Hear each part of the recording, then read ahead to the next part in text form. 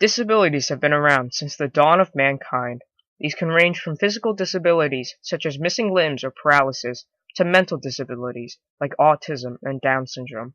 In fact, one of the founding fathers, Stephen Hopkins, suffered from cerebral palsy, and is known for saying, "My hand may tremble, my heart does not."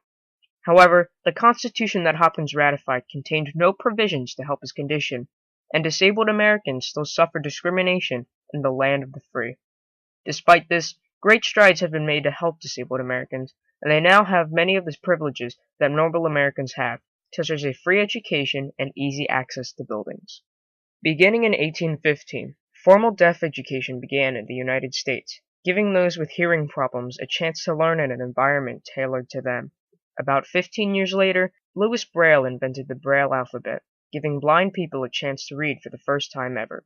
Even though his raised alphabet didn't become widely used until the 1860s, Braille is still found in many public areas, like bathrooms and offices, and is taught in schools for the blind across the country. 46 years later, shots were fired at Union soldiers in Fort Sumter, and the 4-year-long American Civil War began. The bloodiest war in American history resulted in more American casualties than both world wars combined, and over 30,000 amputees in the Union Army alone. This new surge in disabled Americans brought their issues into the American consciousness, and in 1890, Congress passed the Dependent and Disability Pension Act, providing pensions for all Union soldiers who had served in the Union Army or Navy for at least 90 days, were honorably discharged, and could no longer perform manual labor. Years later, huge amounts of Americans returned home disabled after the brutal trench warfare of World War I, which prompted Congress to pass the first major rehabilitation program for U.S. soldiers. This continued in 1920 when Congress passed a bill for vocational rehab, which guaranteed federal money for job counseling and vocational training for disabled and the general public. However, in 1927, the Supreme Court ruled in Buck v. Bell that compulsory sterilization under careful state safeguards for mental defectives was constitutional. Before this case, many states already had eugenics programs, but afterwards, many more states added new sterilization statutes and laws and began regularly practicing eugenics, sterilizing many disabled Americans in order to purify the gene pool. The practice continued until the end of World War II, where the discovery of the horrid eugenics practices of the Nazis began to shed a bad light on the American eugenics program, and most states soon stopped compulsory sterilization. Interestingly enough, this case has never been overturned, and although no state practices compulsory sterilization today, it is still technically legal. Things were still looking up for disabled Americans. Franklin D. Roosevelt signed the Social Security Act in 1935, which established a permanent federal program that gives assistance for disabled adults.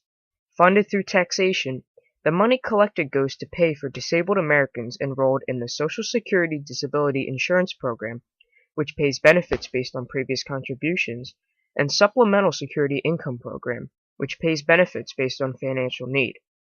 Even though the program is scheduled to run out of money in the future, it has still benefited millions of disabled Americans by granting them funds to help pay for their medical bills while retired.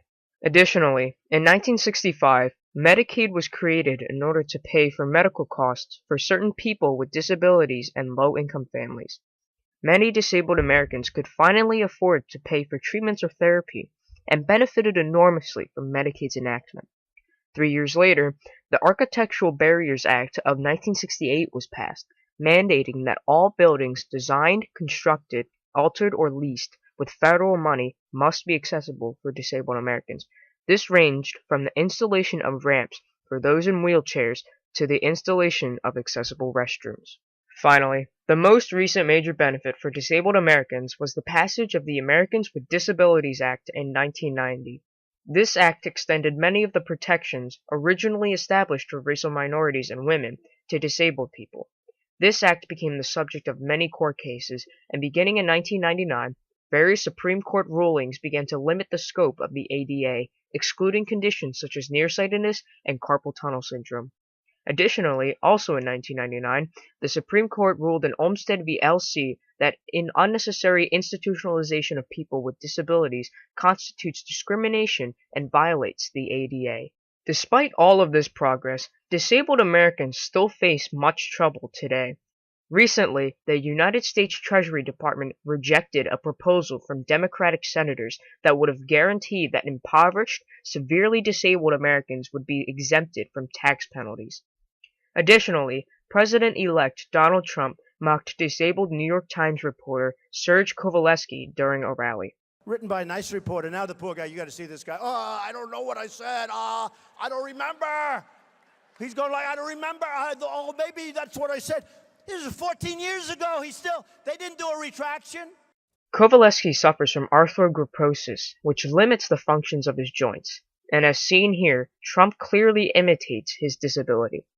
But overall, disabled Americans are now closer than ever to being equal to non-disabled Americans.